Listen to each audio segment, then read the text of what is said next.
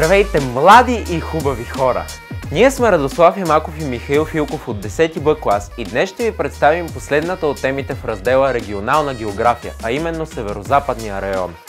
Може да си помислите, че ще използвам една от заучените фрази, като например последна, но не на последно място, но тук ще трябва да ви разочаровам. Северозападна България не случайно често се нарича Северозападнала. Това е регионът в България с най-малко население, което дори не отговаря на изискванията на Европейския съюз. Там е най-голям процентът на нетрудоспособното население, най-ниският среден приход на човек. Северозападът печели последно място във всички категории, не само в България, но и в Европейския съюз. Добре де, улях се малко, разбира се, че тази област има и своите добри черти. Михаиле, там не пише ли нещо за добрите черти? Нищо не намерихме. Шегуваме се, разбира се. В този регион има много... Кажи с чувство! Шегуваме се, разбира се! Кажи, шегуваме се, разбира се! Шегуваме се, разбира се! Шегуваме се, разбира се. В този район има много интересни неща, които могат да се видят, като например крепостта Баба Вида във Видин и мавзолеят Параклис на Свети Георги Победоносец в Плевен. Но тъй като ние се водим математици, гледаме първо числата и те никак не са хубави. Никак!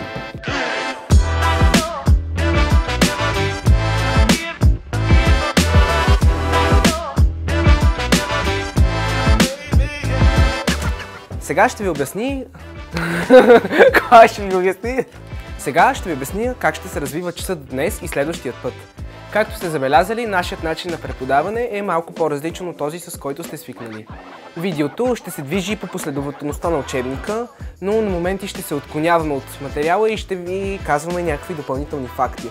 На дъската, освен нашите образи, ще виждате и много картинки, графики, също така ще можете оттам да си запишете и нашият план. Ще оставяме по няколко секунди или минути, доколкото това е необходимо, и след това ще продължаваме да говорим. Също така, ако имате някакви въпроси, вдигайте ръка, за да можем да ви отговорим, ако трябва. Сега, сложете си коланите, облегнете се назад, защото тръгваме на нашето пътешествие по разбития северозапад и това няма да бъде толкова бързо. Това е много тъпо. Готово. Перфектно. Свърши ли ти абзац? Свърши.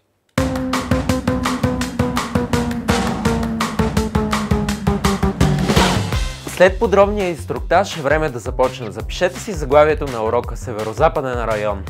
Първа точка – географско положение, граници и големина. Северозападният район се намира, както можете да си представите, в северозападната част на страната и обхваща площ от малко над 19 000 квадратни километра. Това са 17,2% от общата територия на България. Обхваща територията между северния централен район на изток, река Тимок и границата с Сърбия на запад, където са изградени два от основните за страната гранични контролно-пропускателни пунктове – при Връшка чука и при Брегово. Северната граница на района съвпада с естествената ни граница на река Дунав, а на юг граничи с билото на Стара планина. Река Дунав и относителната близост на района до столицата оказват най-важно значение за икономическото му развитие. Тук преминават два от 10-те трансевропейски коридора, а именно номер 7 по река Дунав и номер 4 през Видин, по който се осъществява активни връзки с югозападния район. Между Видин и Калафат е изграден Дунав мост 2, още известен като Нова Европа. А освен това има фериботни връзки Оряхово-Бекет и Никопол-Турно-Могореле. Стара планина затруднява връзката на северозапада с основните икономически центрове – София и Пловдив. Затова са изградени редица старопланински проходи, като Троянския, Златишкия, Витиня и Петрохан, както и Искърския пролом. Южната граница също така се пресича от автомагистрала Хемус. Северозападният район обхваща областите Видин, Монтана, Враца, Плевен и Ловеч. Добре, това наистина е много информация за няколко минути, но повечето вече сме го изучили в предните раздели. Сега ще ви оставя няколко минути да си запишете всичко до сега.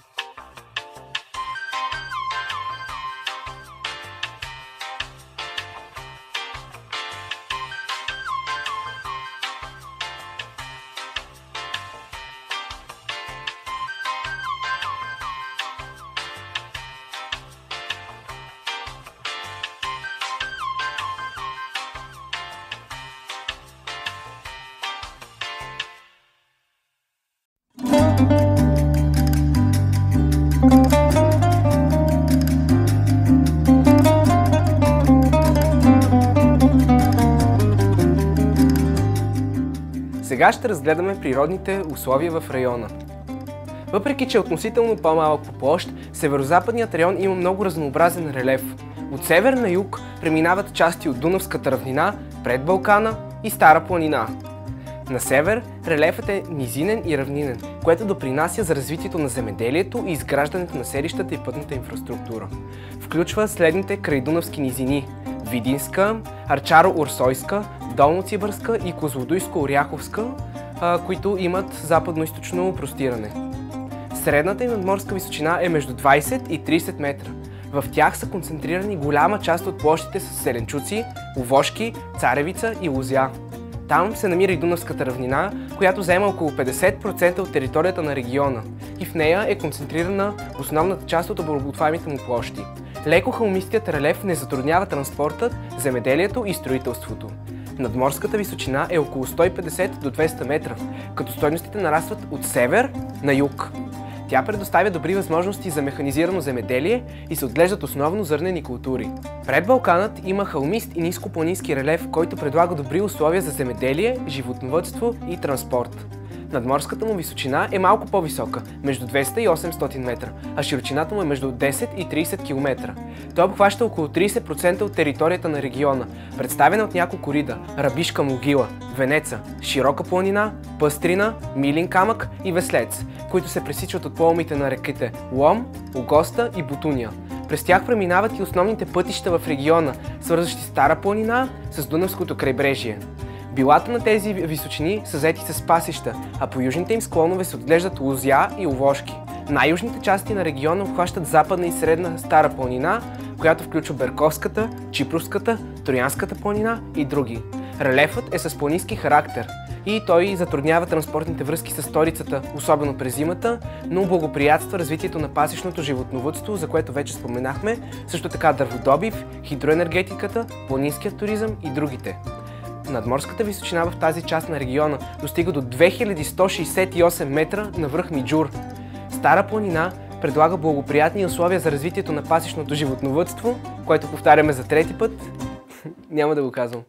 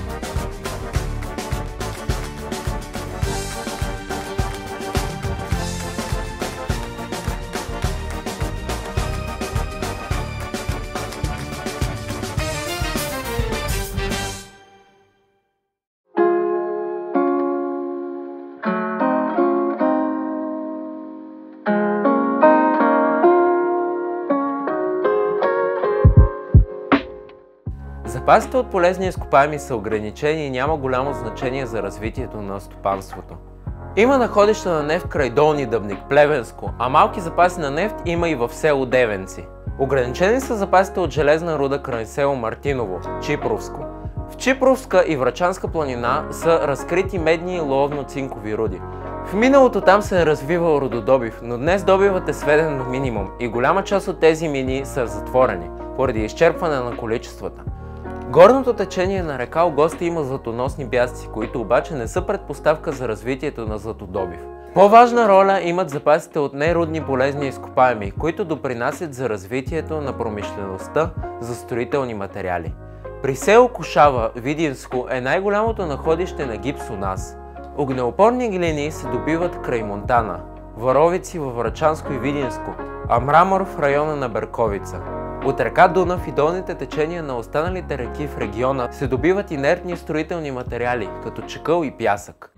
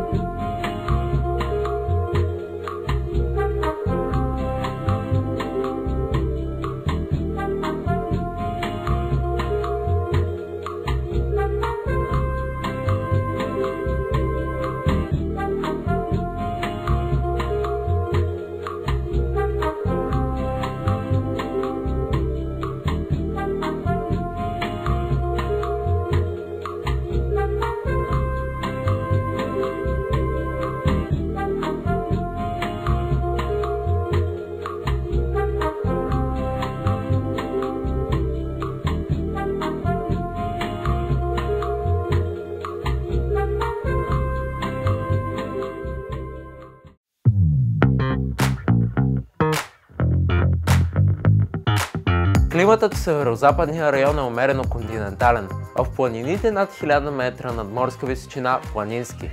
Увеличаването на надморската височина от север на юг определя намаляването на температурите и нарастването на валежите в същата посока. Средната юлска температура за региона е около 20 градуса по Целзия, средната януарска е около 0 градуса.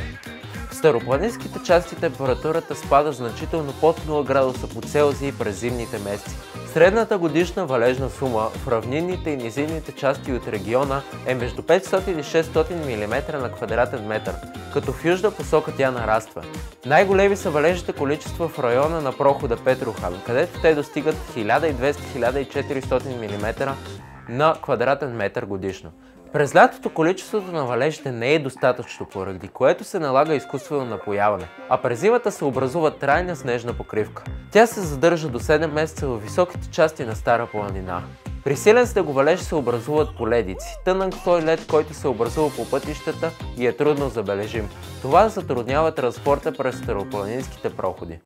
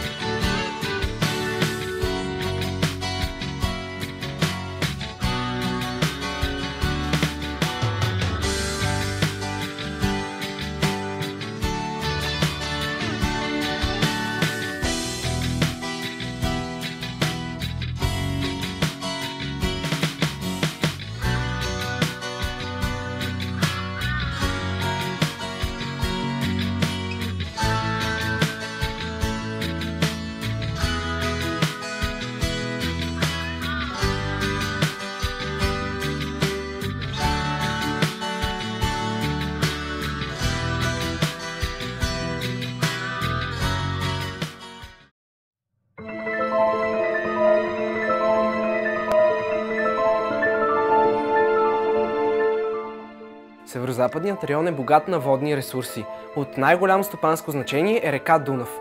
Освен за корабоплаване, риболов и напояване, водите й се използват и в промишлеността. По-големи реки в района са десните дунавски притоци Скът, Огоста, Искър, Вит и Осъм. Техните води се използват за напояване и производство на електроенергия в вецовете Петроханска каскада и Горни Лом. За регулиране на речния отток са изградени язовири. Огоста, който се използва и във водоснабдяване на населението, както и язовир Сопот. Минералните извори край Вършец и Шипково са превърнали тези селища в центрове на балнеоложкия туризъм. Най-големият карстов извор се намира при село Златна Панега, а в крайдунавските низини са акумулирани големи количества грунтови води.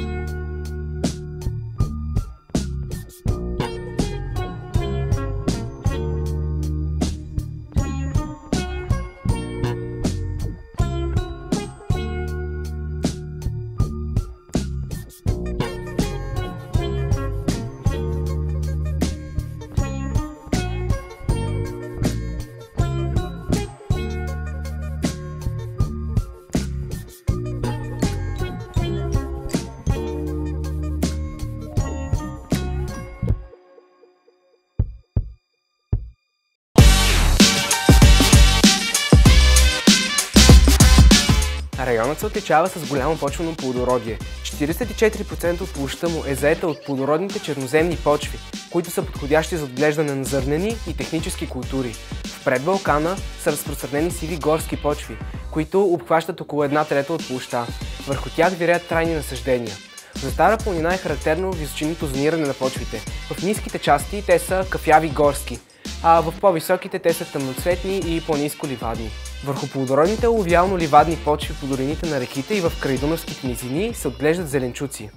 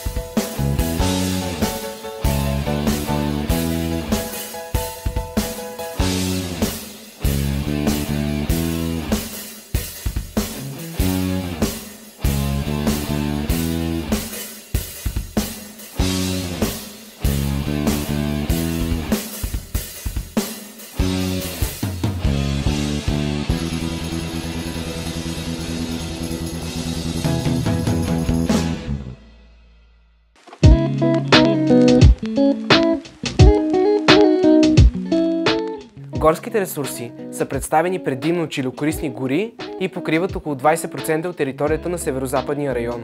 Те са съсредоточени на юг от Предбалкана и Стара планина, докато на север в Дунавската равнина са разположени предимно обработваемите земи.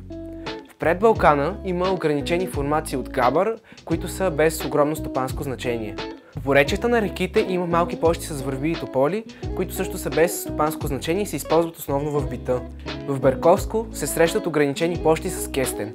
Горите са важен ресурс за развитието на дърводобива, дървопреработката и мебелната промишленост. Планинските пасища и ливади допринасят за развитието на пасищното животновъдство, говедовъдство и овцевъдство. Защитени територии в района са природен парк Врачански Балкан, природен парк Кайлъка, биосферен резерват Чупрене, резерват Врачански карст, защитена местност Столовци, защитена местност Деветашко плато, резерват Горската кория и други. Това показва колко богата от природна гледна точка е областта.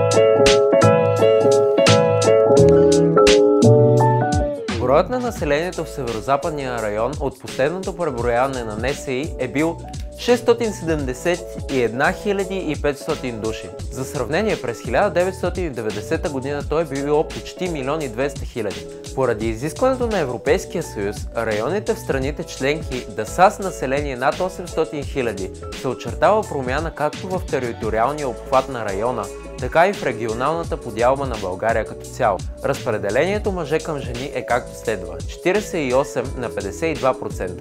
Според броя на населението, северо-западният район е на последно място в страната, разбира се.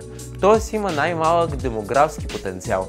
За района е характерна изключително неблагоприятна демографска ситуация. Раждаемостта е 8,1 промила, смъртността 23,5 промила, което води до естествен приръст минус 15,4 промила, на последно място в страната. Населението му намалява с най-бързи темпове, а възрастовата структура е силно влошена. Средната продължителност на живота е 71,4 години. Средната гъстота на населението е 35,4 души на квадратен километър, значително по-ниска от средната за страната, въпреки неблагоприятните природни условия. Налице е сериозно обезлюдяване. Делът на градското население е под средната стойност за страната – 63%, а безработицата е по-висока в сравнение с другите райони. Там няма нито един град с население над 100 000 души.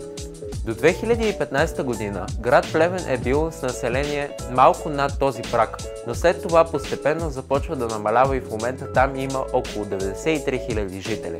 Етническата структура е еднородна. Българите са 90%, а ромите са почти 7%. Значително по-малко от средния за страната е относителният дял на турците – под 2%.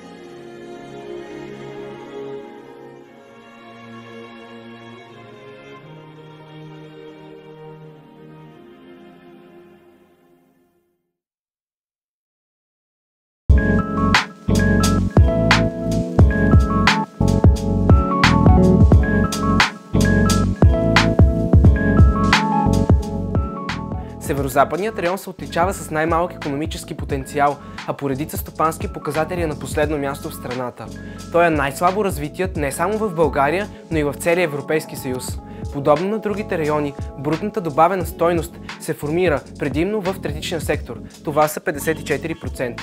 Останалата част се осигурява от вторичния сектор 33% и от първичния сектор 13%. Ключова роля за развитието му имат земеделието и енергетиката. Северозападният район се отличава с много по-ниски доходи на населението спрямо останалите райони на страната. Той е и с най-слаби възможности за привличане на чужди инвестиции.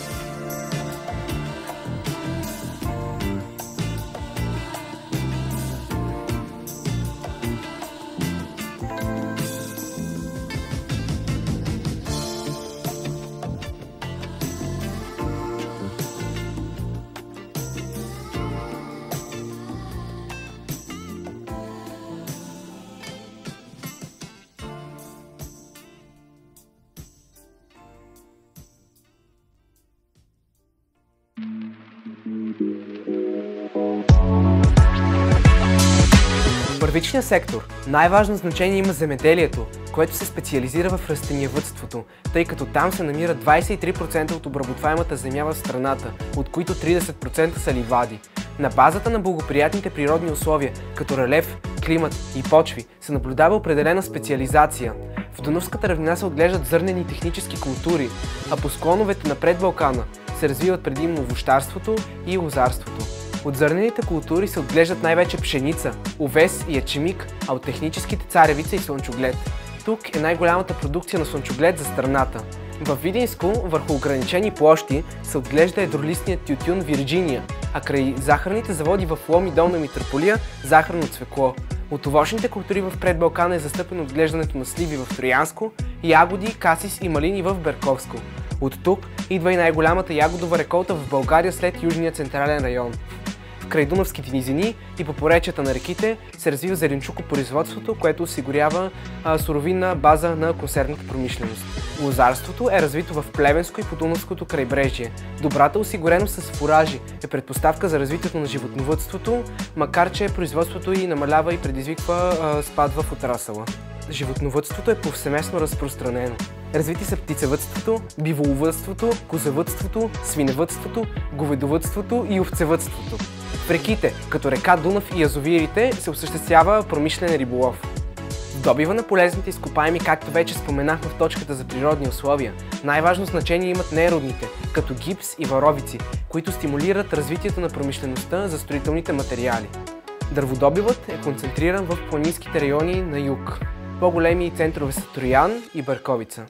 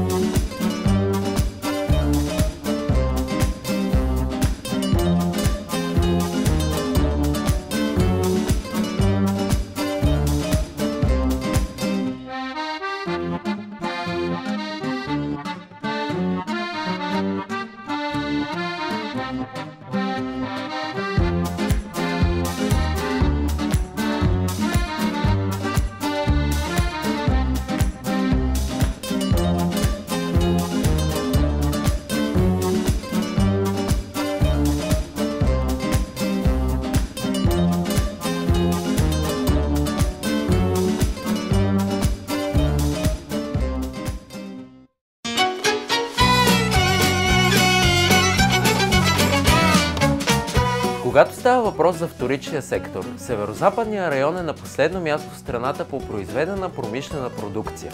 Мисля, че с това твърдение току-що ви изненадах. Водещите отрасли са енергетика, машиностроене, промишленост за строителните материали, както и леката и хранително-вкусовата промишленост. Енергетиката има общо национално значение, тъй като осигурява 38% от енергопроизводството в България. На територията на района се намира единствената засега атомна електрическа централа в страната – Козлодуй. Производството в нея е концентрирано в два енергоблока с обща мощност 2000 МW. Електроцентралата има общо 6 блока, но поради старата им технология и недостатъчно сигурните системи за безопасност и поради влиянието на страните от Европейския съюз, в периода от 2002 до 2006 година първите 4 реактора са били изключени.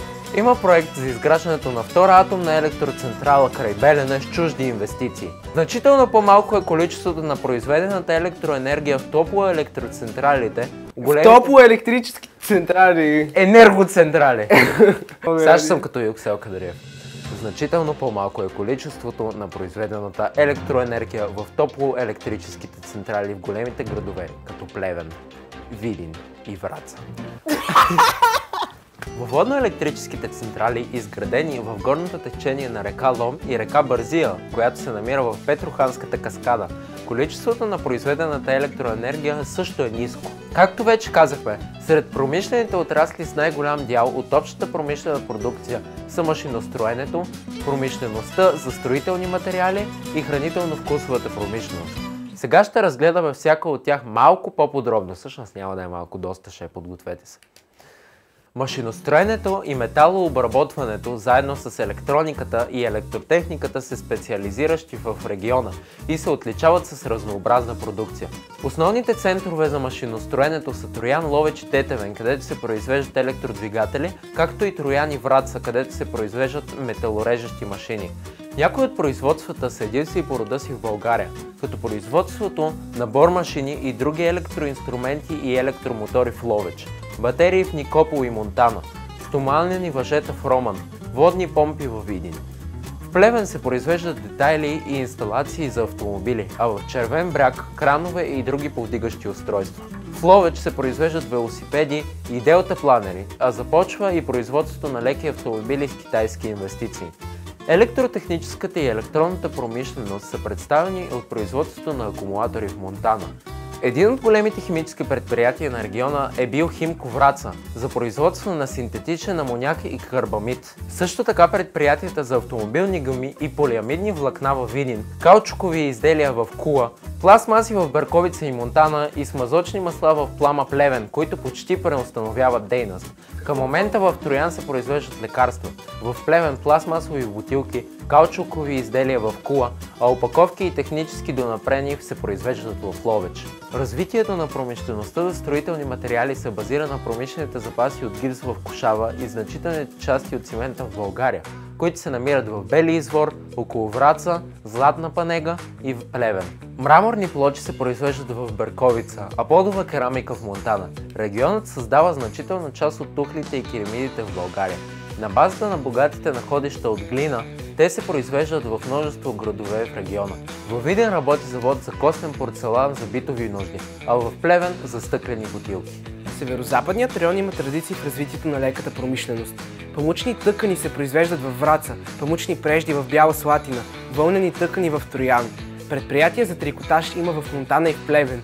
Облекла се шият в Видин, Белоградчик, Бяла Слатина и Плевен. Чипровци е един от най-големите центрове на килимарството в България.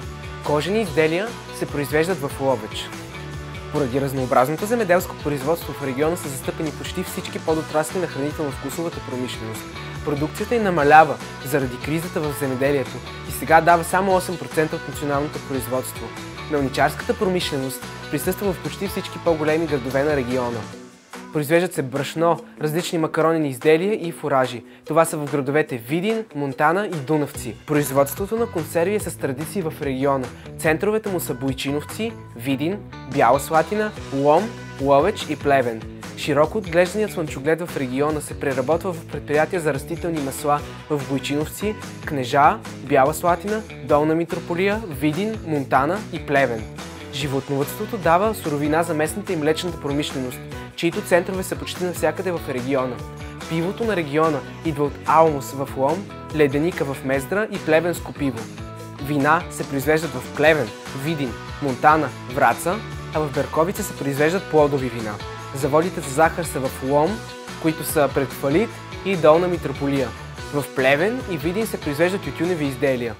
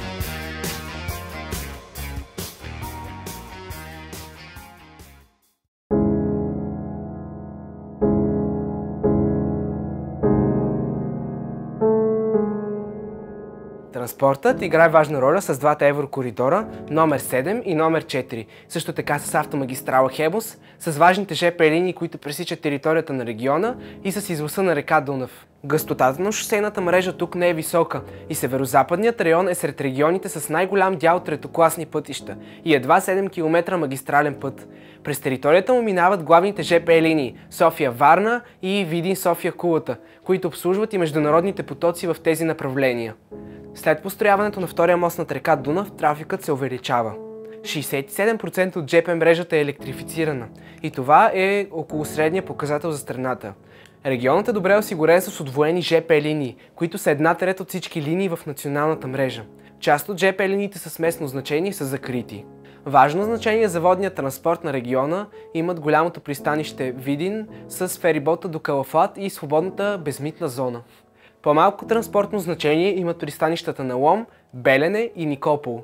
През територията на региона преминава трасето на газопреносния пръстен на България. Търговията, образователните, здравните и други услуги имат неудовлетворяващо развитие и са съсредоточени само в големите селища. Открити са едно висше училище в Плевен и филиали на някои университети. Туристическият потенциал в северозападния район не се използва пълноценно. Сред най-известните природни забележителности тук са Белоградчишките скали, пещерите Магурата, Леденика, Сева дупка, Крушунските водопади, скалните образования Ритлите. От антропогенните туристически обекти най-посещавани са Троянският и Чипровският манастир, крепостта Баба Вида и панорамата в Плевен. Вършец е важен център на балнеоложкия туризъм. В района има добри условия за развитието на планинския и селския туризъм.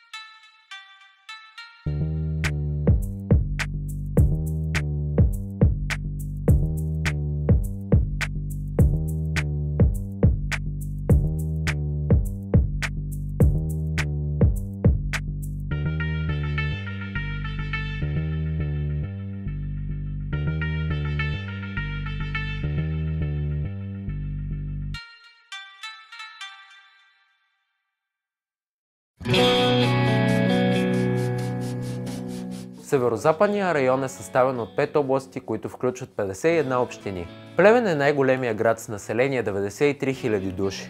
Той е наследник на тракийското и римско селище Стургозия и е един от големите български градове около Освобождението. Тук се развиват редица стопански дейности. Центъра на машиностроенето. Произвеждат се детайли и инсталации за автомобили, оборудване за металургията и химическата промишленост. Хранително-вкусовата промишленост произвежда брашно, консерви и вино. Сред леката промишленост застъпени подотрасли с текстилната, трикотажната, шивашката, стъкларската и циментовата. Плевен е известен туристически център, наричан още град на музеите. В него са съсредоточени множество културно-исторически забележителности, свързани с руско-турската освободителна война, най-популярни от които са панорамата Плевенска епопея и параклиса мавзолей Свети Георги Победоносец, който наред с сградата на регионалния исторически музей са символи на града. Природата около Плевен е изключително живописна. В непосредствена близост до града, в долината на река Тученица, се намира известният парк Кайлъка. На 12 км от града е природен резерват Чернелка. Впечатляващи са скалното образование Мечока, късно античната и средновековна крепост Градище, Царевата пещера и Римският път. Враца възниква като средновековно селище в близост до пролома Вратцата, откъдето произлиза и името му. Градът е разположен на кръстопът в подножието на Врачанския Балкан. Стопанството включва производството на металорежещи машини и дизелови двигатели, памучни тъкани, брашно, месни и млечни произведения. Край Враца има редица туристически забележителности. Пещерата Леденика, връх Вола и Околчица. Друга голяма забележителност на Враца е проходът Вратцата.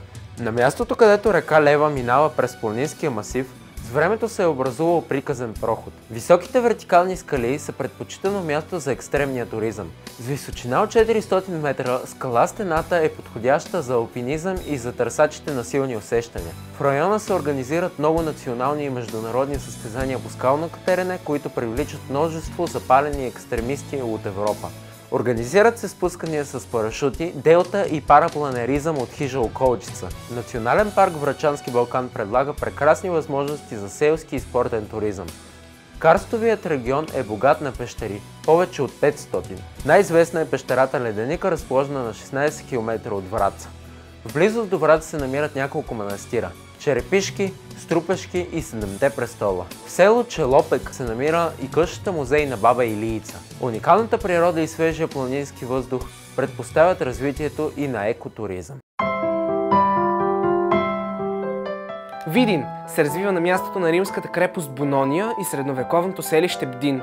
След очертаването на границите на българската държава, неговото стратегическо значение намалява поради периферното му географско положение.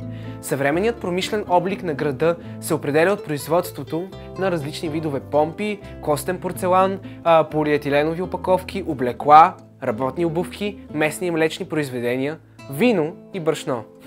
Видин е център на свободната икономическа зона. Мостът над река Дунав, Нова Европа, свързва Видин с румънския град Калафат, което го казваме за 15-ти път днес. Градът е пресечна точка на двата транспортни коридора, което също го казваме за 15-ти път днес, номер 4 и номер 7. Крепостта Баба Вида, намираща се на брега на Дунав и опасана с ров с вода, е главната туристическа забележителност на града и единствената изцяло запазена средновековна крепост в България. Възниква още по времето на Римската империя, като седалище на малък гарнизон с наблюдателна кула, около която постепенно се изгражда крепостта. По-късно местните управители са я използвали за феодален замък. В момента е един от 100 национални туристически обекта на Българския туристически съюз. Монтана има население от 36 600 души. Градът е наследник на римската крепост Монтанезиум, която възниква при река Огоста. Монтана е обявен за град едва в края на 19 век. Промишлената специализация включва производството на батерии за транспорта и телекомуникациите, велосипеди, подова керамика, кожени изделия, прежди, трикотаж, растителни масла, брашно, местни и млечни продукти. В Монтана има активен културен живот. Сред основните забележителности на града са историческият музей, художествената галерия Кирил Петров, драматичният театър, а по-известните исторически паметници и местности са архитектурният комплекс Лапидариум, историческата местност Кале Баир, Ашкилар Еко и язовир Монтана. Първите археологически разкопки през 1915 година на римското селище под крепостта Монтана можем да приемем като начало на музейното дело в града. Друга забележителност на града е Държавният архив, който съхранява безценно документално богатство от всички сфери на обществения, политическия, културния и икономическия живот на региона. Южно от града се намират останките на римската крепост Кастра ад Монтанезиум. Повечето от находките, които са открити в нея, се пазят в историческия музей на град Монтана. На 22 км западно се намира и Лопушанският манастир. Ловеч е град с население 27 900 души и се намира в подножието на Стара планина. Разположен на двата бряга на река Осъм. В града е развита промишлеността. Ловеч е прочут с предприятията си за кожа, велур, за машини, елпром, за местни изделия, болни оброд, мебели и други. Развити са и почти всички направления на хранително-вкусовата промишленост. Градът е един от най-старите и най-интересни градове на България. Територията и околностите му са били обитавани още в дълбока древност, предпоставки за което е благоприятното географско положение. Една от най-големите забележителности на града е покритият мост над река Осъм, построена от прочутия възрожденски майстор Кольо Фичето.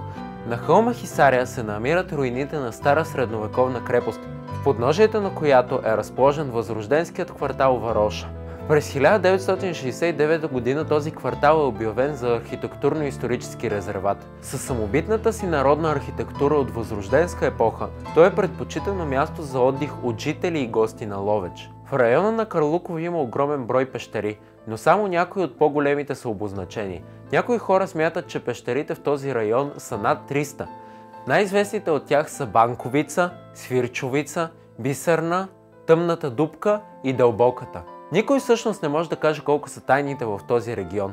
Има много истории и легенди. Пещерите провокират любопитството на хората да надникнат в света на сенките. Природните резервати Крушуна и Стенето в Ловешкия район предлагат невероятни възможности за еко и спа туризъм. Те очароват с тяхната красота и забележителност. Пещери, вълшебни водопади, лечебни минерални извори и други.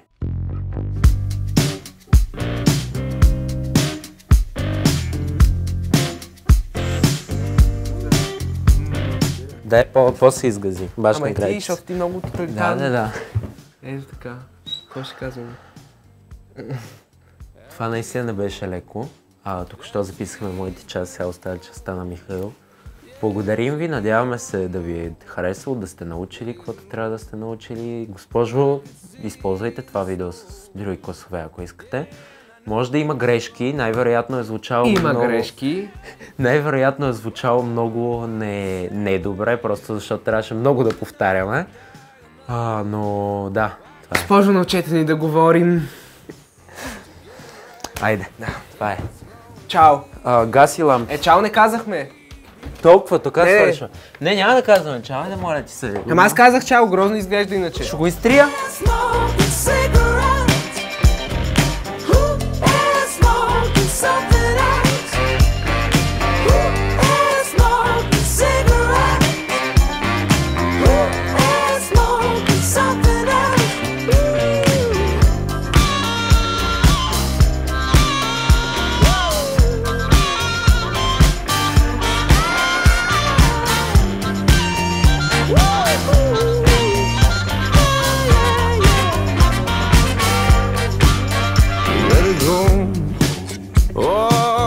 Take it slow.